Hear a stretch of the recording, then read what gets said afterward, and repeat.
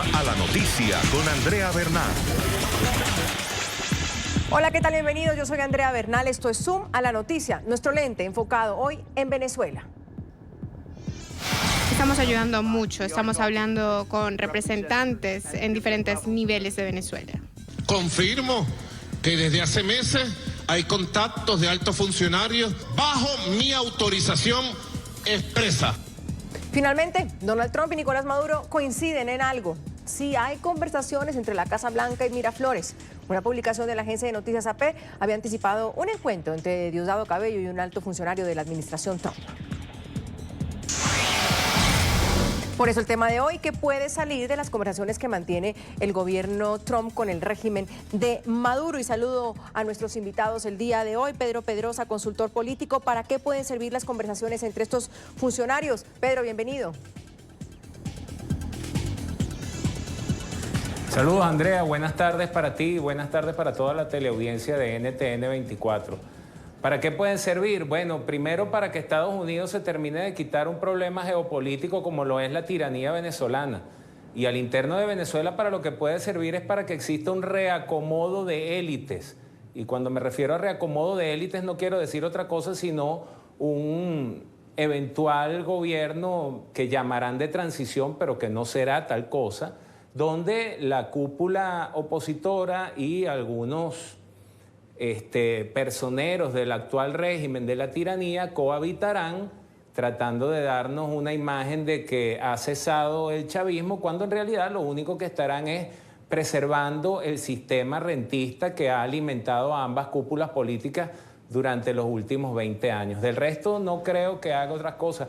Creo que esos diálogos entre la Casa Blanca y Miraflores obedecen a que la Casa Blanca se terminó de convencer de que sus peores o escogieron a los peores socios en la oposición venezolana que fueron incapaces de aprovechar el apoyo de más de 60 países en todo el planeta para darle fin definitivamente a la tiranía que ha oprimido a Venezuela en los últimos 20 años. Y ya vamos a ahondar en el tema. Brett Bruen, él es presidente de Global Situation Room, exdirector de programas globales de la Casa Blanca. Brett, bienvenido. ¿Para qué pueden servir las conversaciones entre funcionarios de Nicolás Maduro y la Casa Blanca? Pues, de mi punto de vista, yo trabajé como diplomático en Venezuela y en muchos otros países. Hace parte de una estrategia de la Casa Blanca en generar división entre los chavistas. Lo que quisieran hacer, y yo sigo en contacto con altos funcionarios del Departamento de Estado, están intentando a través de amenazas, a través de, obviamente, las sanciones, pero también comunicación estratégica. Y desde mi punto de vista, lo que vimos con este artículo sugiriendo negociaciones entre Diosdado Cabello y el gobierno estadounidense o representantes del gobierno estadounidense es justamente esta estrategia, la idea de generar una división entre el campo de Diosdado y el campo de Nicolás Maduro. Lo que pasa es que ya hay, como sus telespectadores van a saber, una división importante, histórica, entre esos campos, y lo que la administración Trump quisiera hacer es aprovechar de esas tensiones para que puedan dividir y conquistar una parte del chavismo, con lo cual, como dijo el ponente anterior, establecer un gobierno de transición, un poco como tal vez los telespectadores no conocen, el caso reciente del Sudán, donde hay representantes de la Fuerza Armada y hay representantes de la oposición, de la sociedad civil. Vamos a eso ya en minutos. Winston Flores, brevemente, diputado por Voluntad Popular, bienvenido. ¿Para qué pueden servir estas conversaciones? Bueno, en principio es importante ver que el gobierno norteamericano está haciendo su jugada. Está utilizando la presión con todas las medidas que todas las semanas se dan a conocer con respecto a sanciones directas a funcionarios venezolanos del narcoterrorismo perteneciente a Maduro, y también pueden establecer conversaciones que deriven en una negociación, pero más allá que esas conversaciones puedan verse como un diálogo, es una negociación que va con el garrote por parte de los Estados Unidos y una presión que hace que Maduro y sus secuaces tengan que hablar con los norteamericanos para poder ellos subsistir y pretender que ganan tiempo, pero en el aspecto de las sanciones y toda la presión que se les da día a día, se queda muy claro que es Maduro y todos sus cómplices los que están obligados a utilizar este diálogo para llegar a una negociación.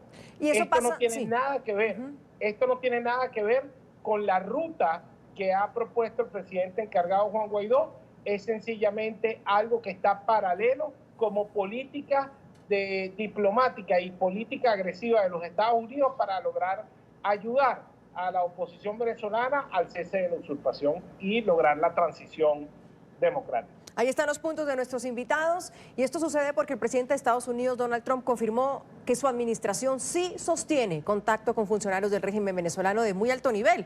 Horas más tarde, Nicolás Maduro reconoció que ha habido reuniones secretas con su autorización. Según la agencia AP, se trataría del número 2 del madurismo, Diosdado Cabello, aunque Cabello niega estas conversaciones. En medio del aumento de las tensiones entre Estados Unidos y Venezuela por las recientes sanciones contra el régimen, presidente Donald Trump confirmó que la Casa Blanca mantiene contacto con funcionarios del madurismo. Aunque el republicano no afirmó si se trataba del número 2 del madurismo, Diosdado Cabello, sí dijo que los diálogos son a un alto nivel. Estamos en contacto, nosotros estamos hablando con varios representantes de Venezuela.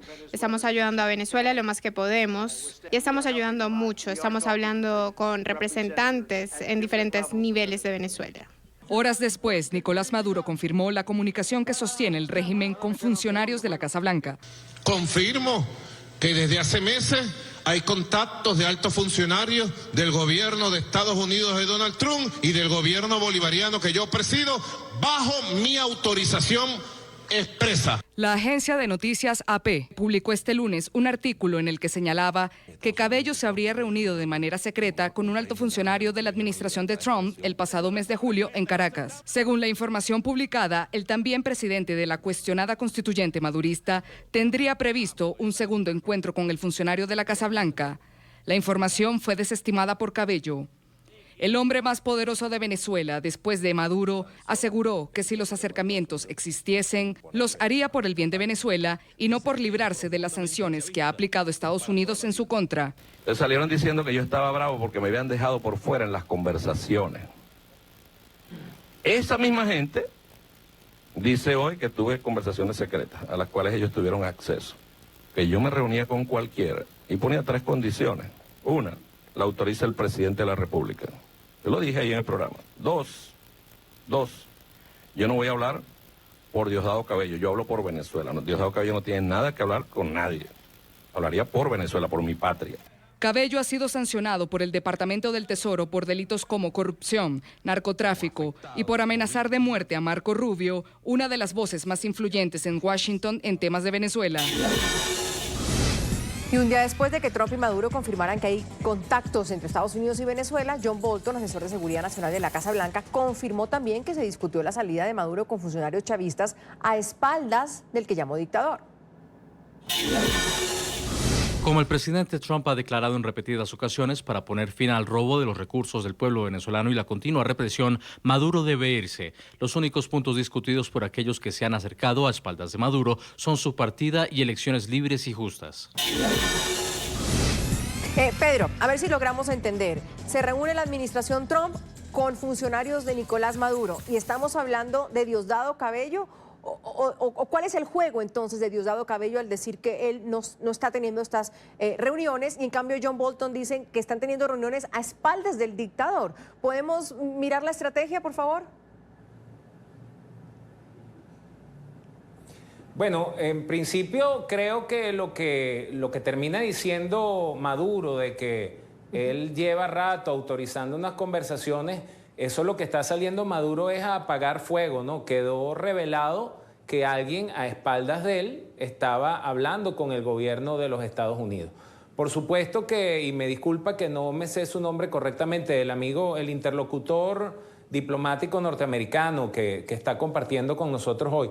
Por supuesto que eso es parte de la estrategia de los Estados Unidos para quebrar, buscar las fisuras dentro del chavismo, que hay que recordar que el chavismo es una alianza utilitaria. Ellos se odian entre ellos, pero se sostienen unos a otros mientras eso les sea útil a los miembros de esa banda gangsteril, de esa banda delincuencial que es el chavismo. ¿Qué está buscando Estados Unidos? Ofrecerle a alguno de los miembros de este grupo delincuencial una salida, un escape y una oferta atractiva que les permita abandonar ese grupo y así disolver esa alianza que existe dentro del chavismo.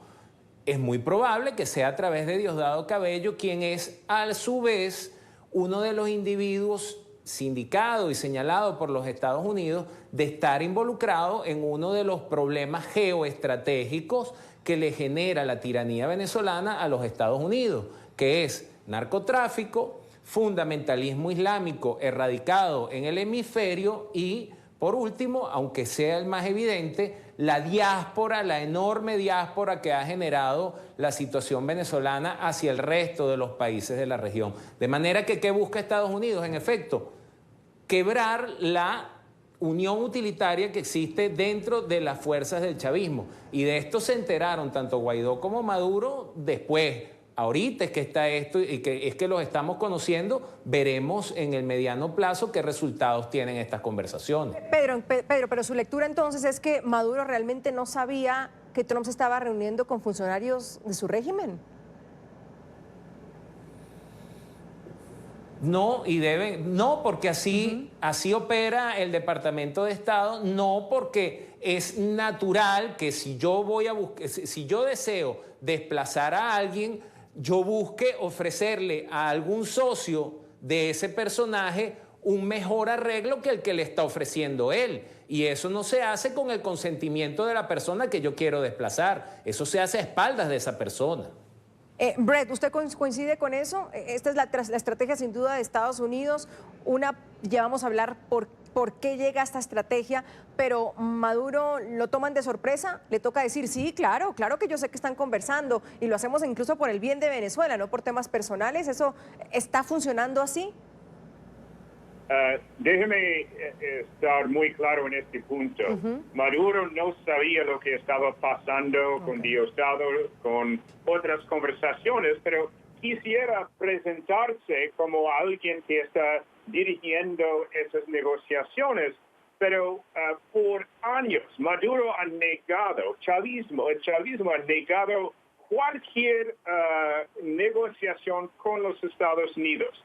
Y ayer salió diciendo, no, yo de hecho he estado manejando este proceso que va completamente en contra de la ideología del proceso por lo cual el chavismo se ha manejado por casi 20 años. Entonces, lo que estamos viendo ahora es una esfuerzo de la parte de Maduro y también de Diosdado Cabello para salvar un poco de su cara la reputación, pero lo que hacen los Estados Unidos en este proceso representa una estrategia clara y muy sofisticada.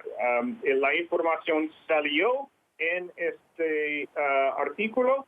El presidente mismo, John Bolton, confirmaron la información.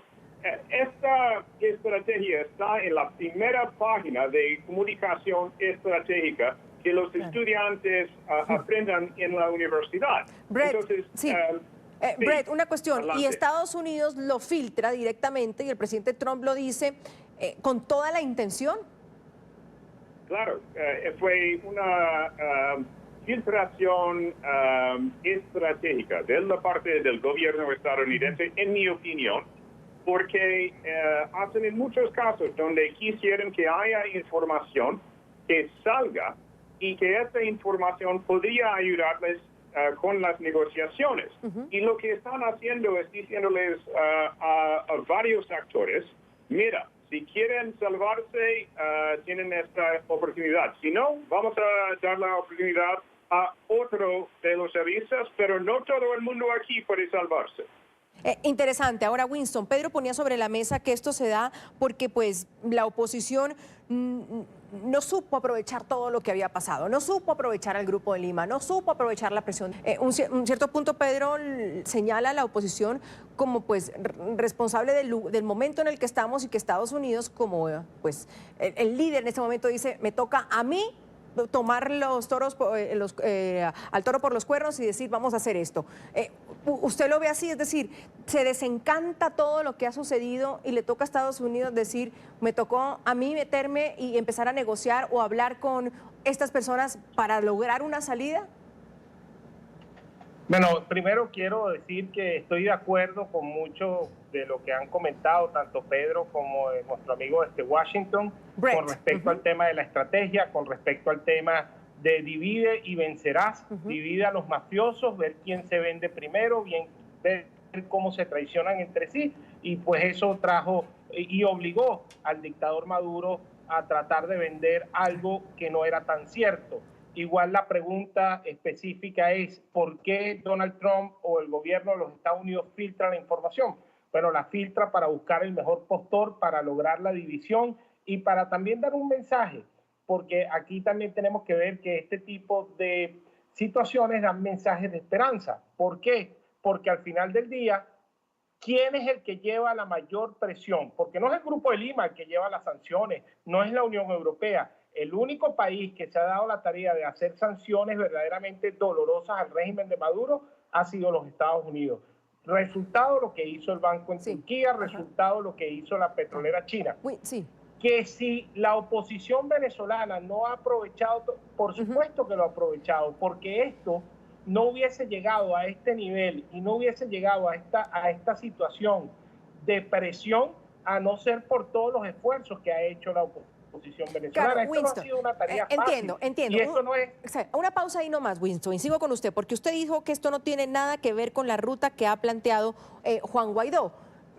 ¿Nos explica cómo no cambia esto el panorama? Es decir, mientras él se reunía en Noruega, en Barbados, con gente del régimen de Nicolás Maduro, Donald Trump tiene su otra estrategia y se reúne con gente que pues se suponía no se iba a negociar, sino que se pedía la salida inmediata. ¿Cómo que no impacta? No, sí impacta.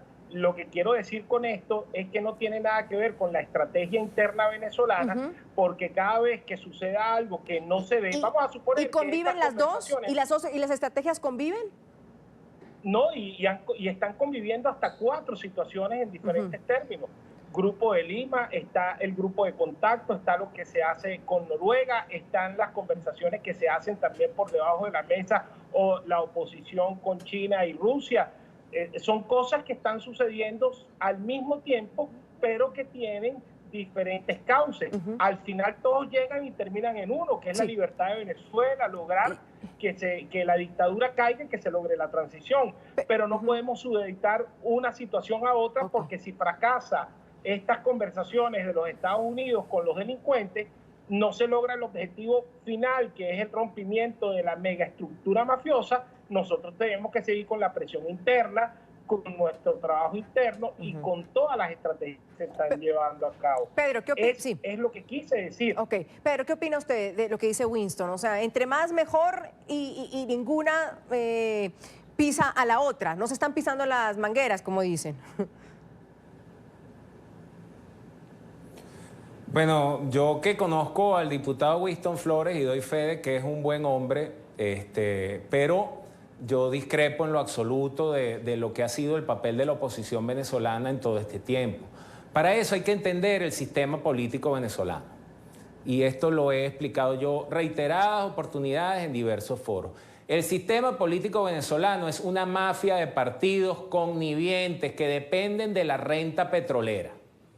Eso ha sido así desde el año 58. Hugo Chávez lo que hizo fue profundizar ese sistema político. Y ese sistema político se ha reeditado en la cúpula de lo que hoy conocemos como MUD o Frente Amplio y PSUV. Viven, conviven, desarrollan su actividad política, se financian de la renta petrolera. El 10 de enero, a partir del momento en que se vence el periodo presidencial que Maduro obtuvo en las elecciones contra Capriles, Estados Unidos, porque hay que hablar con claridad, el impulsor de todo esto es los Estados Unidos de Norteamérica, porque Venezuela tiene una cantidad de vicios instalados en el territorio nacional que se constituyen en una amenaza no solo para los Estados Unidos, sino para el hemisferio. A partir del 10 de enero se impulsa la agenda Guaidó y esa agenda ha demorado 7 meses. Entonces me pueden dar las excusas que sea, pero estos procesos se ejecutan, y de eso puede hablar mejor el diplomático norteamericano, as soon as possible, ASAP, lo más rápido posible, porque este tipo de tiranías antifrágiles, ¿verdad? Nassim Nicholas Taleb, sugiero la lectura de ese libro, Antifrágil, el oxígeno, el capital más valioso que usted le puede ofrecer, se llama tiempo. Y ese oxígeno, ese capital valiosísimo llamado tiempo, se lo ha dado la inacción de la oposición venezolana. Esa inacción, por cierto, ha hecho víctima al diputado Winston Flores. ¿Por qué? Porque el régimen, cada día que pasa, diseña una nueva estrategia y sabe qué es lo que va a hacer al día siguiente. ¿Cuál es una de sus estrategias? Rebanar la Asamblea Nacional hasta que no haya quórum para convocar unas nuevas elecciones parlamentarias. ¿Qué fue hacer Noruega? ¿Cómo termina Noruega metida en un diálogo cuando usted, Andrea, como colombiana, sabe que de lo único que son garantes los noruegos es del lavado de capitales y de la impunidad que recibió la FARC en todo este tiempo? ¿Cómo Noruega termina apareciendo, además, un país que tiene intereses petroleros en Venezuela, en unos eventuales diálogos de qué? Reconociendo como actor político a un régimen que la misma oposición tiene 20 años diciéndome que es violadora de derechos humanos, que es genocida. ¿Cómo se explica eso? O sea, corresponde a los dirigentes opositores, a las cabezas de la dirigencia opositora, explicar en qué se ha perdido todo este tiempo. Por supuesto, y ya con esto termino, los Estados Unidos de Norteamérica, quienes tienen una amenaza instalada en el hemisferio. Lo sabe Trump y lo sabía también Obama, pero no hizo nada al respecto.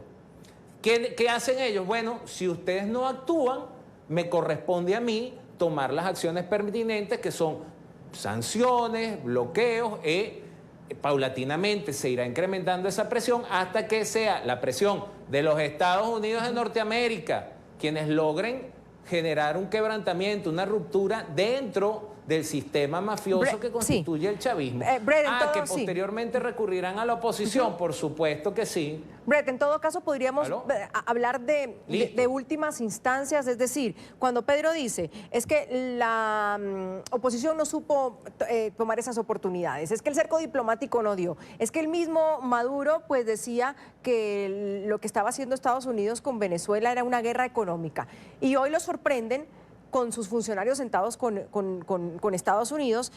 Yo pregunto, ¿qué impacto va a tener? ¿Es como, podríamos haber de estocadas finales, Brett?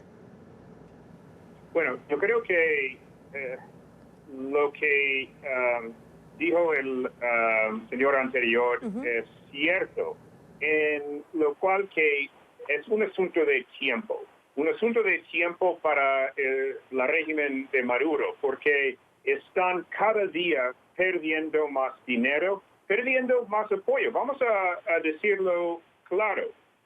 Los que están todavía con el régimen venezolano no están ahí por ideología, están ahí para ganar plata, y con esta plata pueden seguir teniendo las vidas que han disfrutado durante los casi últimos 20 años. Ahora la realidad es otra. Las sanciones del gobierno de Trump funcionan. Hay obviamente todavía fuentes por los narcotraficantes, por otros países como Irán, como Corea del Norte, China o Rusia, pero los últimos dos, China y Rusia, tampoco van a jugar tanto tiempo con Maduro si están viendo lo que podría ser la final de este régimen. Van a poner su apoyo en algo o en alguien que podría de medio o largo plazo ser mejor aliado para ellos. Además, tenemos el asunto de tiempo del gobierno estadounidense. Hay muchos riesgos, hay muchas amenazas que salen de Venezuela, que podrían poner no solamente Colombia, obviamente Brasil y otros países de América Latina, incluyendo América Central, que para nosotros aquí en Washington es un asunto importantísimo porque toca este tema de inmigración ilegal. Entonces, en la Casa Blanca, en el Departamento de Estado, están trabajando duro para ver cómo podrían resolver lo más rápido posible esta situación, no hablando de riesgos de salud, riesgos de otras redes criminales y terrorismo. Obviamente la presencia iraní en Venezuela es muy preocupante para el gobierno estadounidense. Todo eso significa que estamos llegando a un día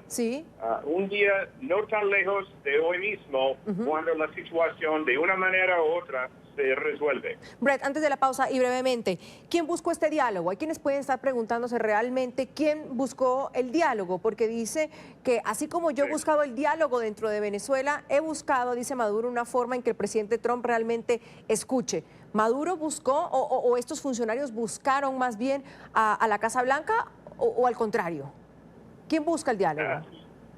Yo creo que buscan a alguien. Podría ser un general, podría ser un político que podría participar en un gobierno de transición. Yo veo poco probable que Maduro podría estar ahí según ¿O Diosdado Cabello?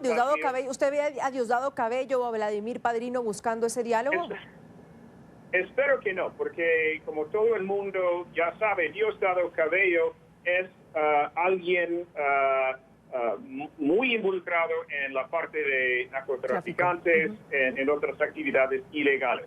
Pero yo creo que lo que están buscando es alguien del campo chavista que podría dar si quieren, una legitimidad en los ojos de los chavistas que siguen con la línea, con un gobierno de transición, incluyendo Guaidó, incluyendo otros partidos de la oposición, y van a decirle, hay solamente un boleto, ¿quién va a tomarlo y quién va a dar el mejor precio para este boleto?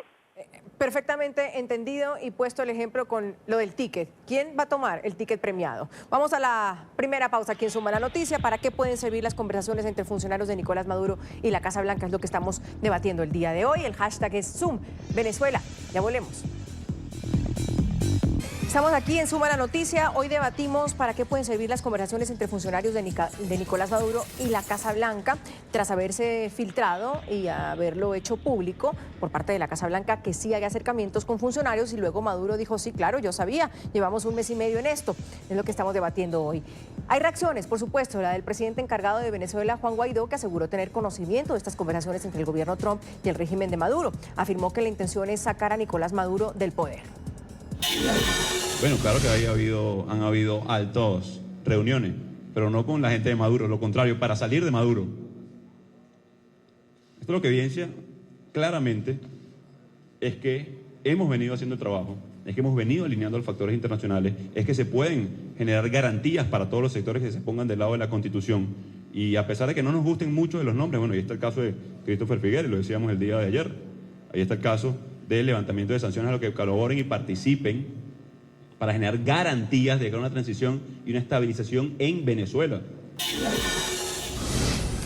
Winston, lo dice con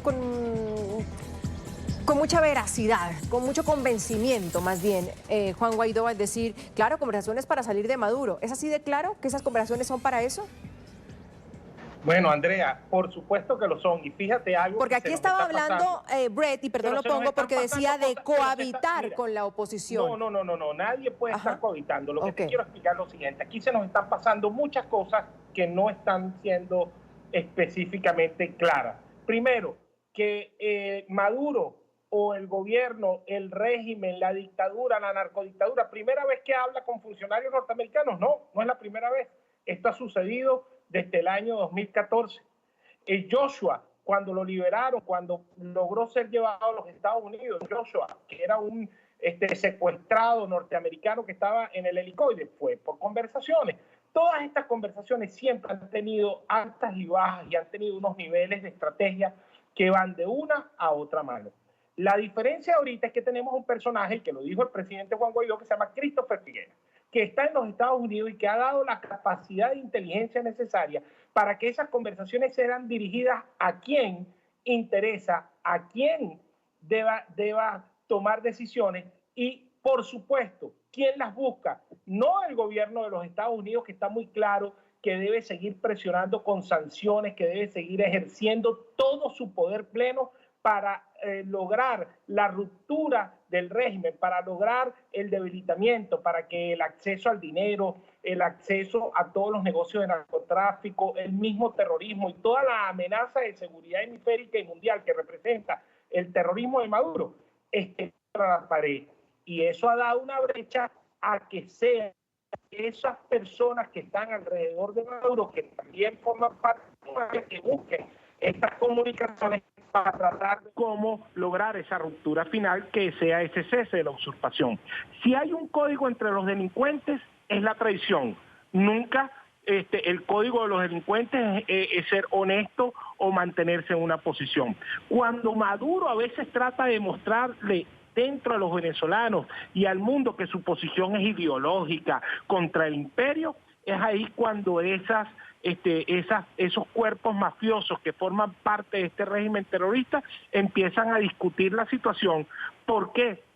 Porque al final del día van a tener que sacar del dinero robado para poder seguirse manteniendo en el poder, porque no tienen cómo llegar a buscar más soluciones para el hambre que tienen los venezolanos, para la falta de medicamentos. Eso los ha ido rompiendo a nivel de las poblaciones, de la ciudadanía, que no tiene cómo accesar a esto. El anuncio no solo de estas conversaciones hace que exista un plan que lleva a Maduro a hablarlo, porque Maduro tiene que decir, sí, estamos en conversaciones, por presiones.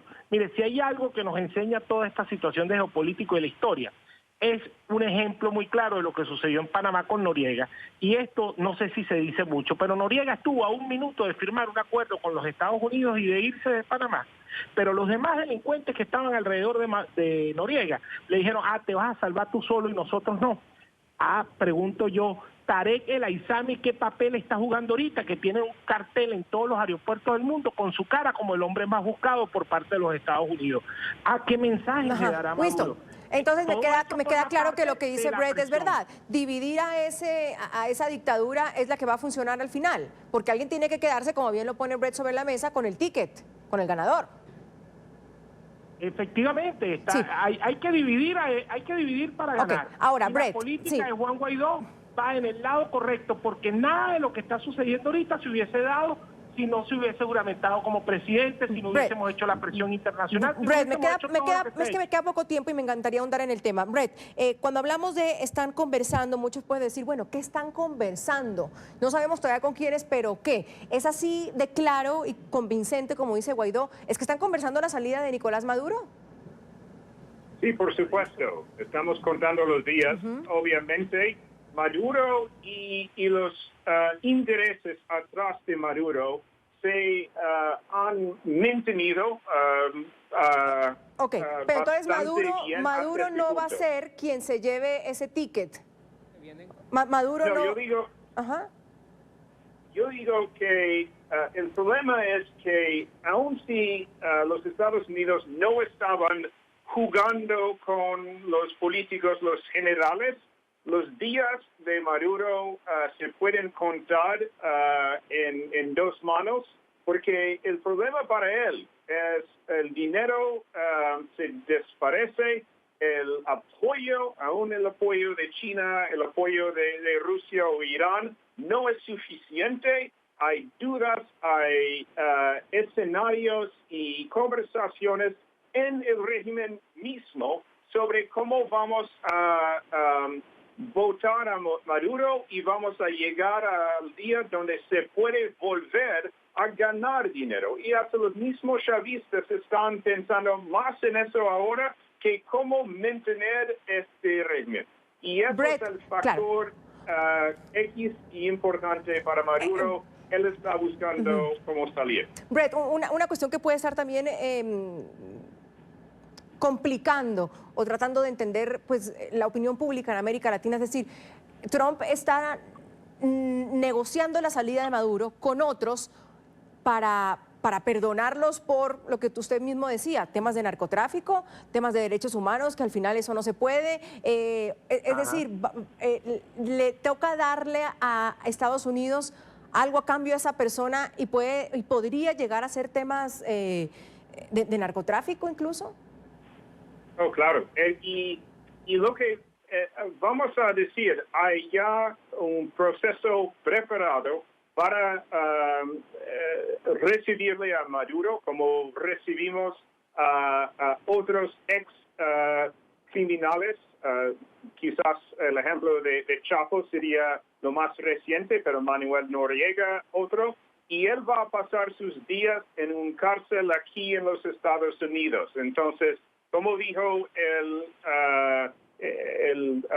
señor Bolton, él puede solamente escoger si quisiera líneas o color naranja para vestirse en este cárcel. Pedro, me queda un minuto, por favor, ayúdeme con ese minuto.